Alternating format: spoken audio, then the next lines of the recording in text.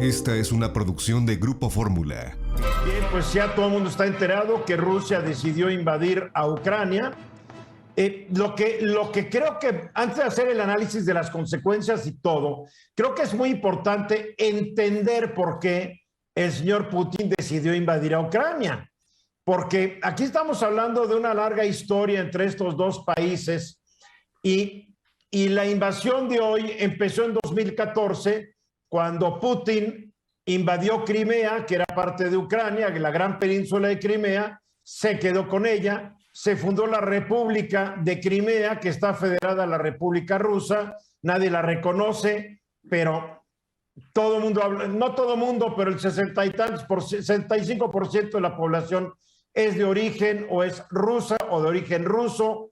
El 95-96% de los niños estudian en escuelas rusas, el ejército ruso está ahí y Rusia ocupa los principales puertos de Crimea para su flota del Mar Negro. O sea que el asunto es muy complicado.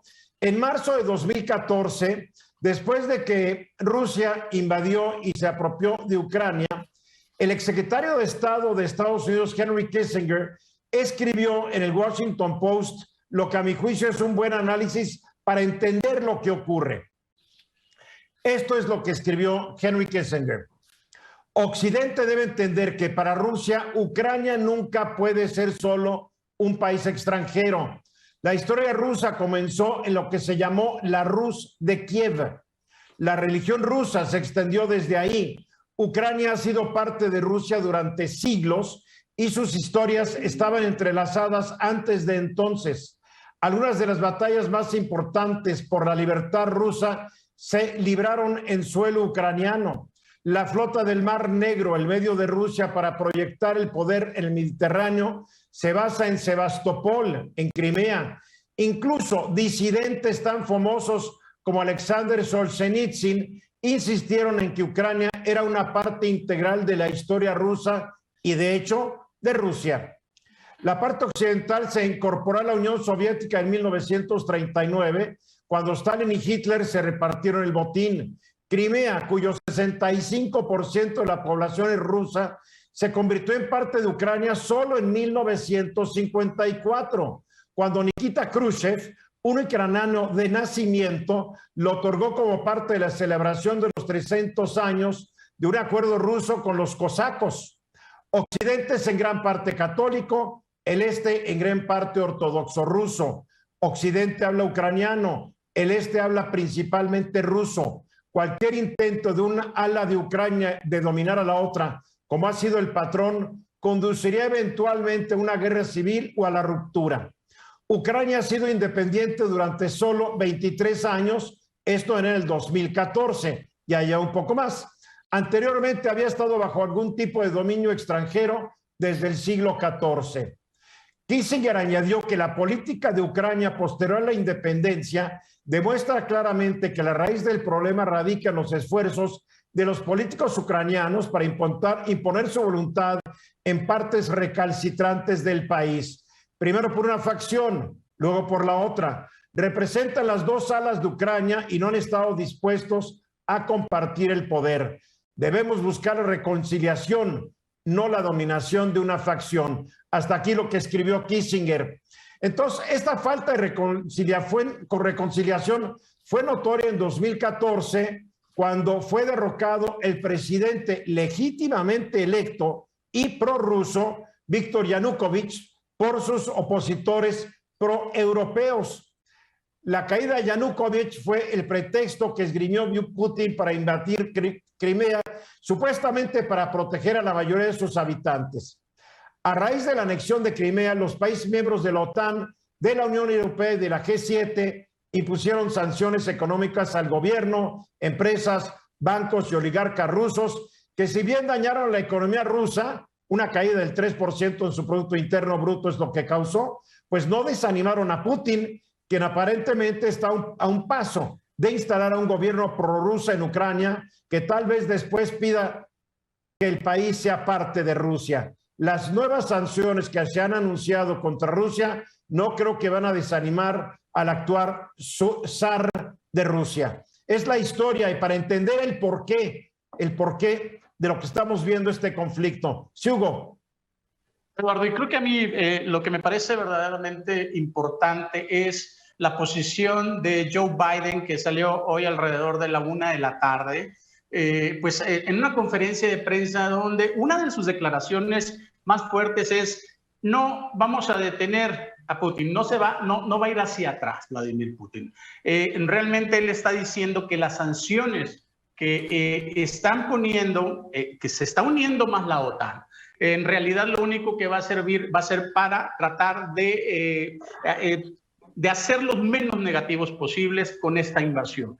Él ya está dando por un hecho de que no se va a retirar. Eso por un lado. Este es un hecho que aquí los reporteros lo increparon, creo que algo fuerte. Él prácticamente salió corriendo de la conferencia. Bueno, yo vi la conferencia de prensa, yo no lo vi salir prácticamente corriendo. Será cuestión de percepciones. Sí, claro. Y yo creo que aquí también, Eduardo, una de las cosas importantes, el foco principal, son los hechos inmediatos que está percibiendo Putin. Una, tiene un país totalmente quebrado. Dos, tiene él ve una gran amenaza, la amenaza de Ucrania de unirse a la OTAN. Y obviamente tratar de recuperar este punto tan importante económico, geopolítico, pues para él es primordial. Una cosa es lo que significa Ucrania para Rusia y otra cosa es los intereses de la OTAN en la región. Será lo que quieras, pero no puedes subestimar lo que siente Rusia hacia Ucrania. Yo no justifico la invasión, pero trato de entender las razones. ¿Tú crees que todo es económico? Si todo fuera económico, no se habría quedado con Crimea ni hubiera invadido esta vez a Rusia. Bueno, los rusos no piensan como tú, mi querido Hugo, ni como yo. Crimea también es un punto muy económico para ellos. Pero ellos tienen otra historia. Hay que analizar bien la historia de Rusia para entender por qué son como son. A ver, Eduardo. Sí, yo podría entender este aspecto que tú nos leíste, Eduardo, pero también debemos de pensar en que Rusia está sentida, por llamarle de alguna forma, cuando hacen un pacto, cuando cae el comunismo, y en 91 hacen un pacto que además se decía not an inch, ni un centímetro, que tenía la idea de que los países que conformaban o las repúblicas que conformaban a la URSS que se independizaban, y así como aquellos países que conformaban el Círculo de Hierro, estás hablando de Hungría, estás hablando de Polonia, Checoslovaquia, etcétera, no iban a participar en la OTAN. Y de hecho, como sabemos, había un pacto de Varsovia que estaba conformado por estos países y que también en 1991 se deshizo. ¿Y qué pasó? Polonia, Checoslovaquia, Hungría están en la OTAN, Lituania, Letonia, Estonia están en la OTAN. O sea que Rusia quedó rodeada por la OTAN, es la verdad. Está rodeada, ¿y qué sucede? De hecho, fíjense, si Ucrania ya formara parte de la OTAN, tendrían que entrar militarmente. Más las cuestiones económicas, más las cuestiones históricas. Es muy curioso, pero en el artículo de Kissinger dijo, Ucrania nunca debe pertenecer a la OTAN. Porque él era muy realista de que Ucrania no podía ser parte de la OTAN por los vínculos que este país ha tenido con Rusia, que son muy diferentes a los que ha tenido con otros países que antes conformaban lo que era la Unión Soviética. Es que la historia explica mucho de lo que estamos viendo. Aquí no lo podemos ver por pura economía, mi querido Hugo. Hay otros factores.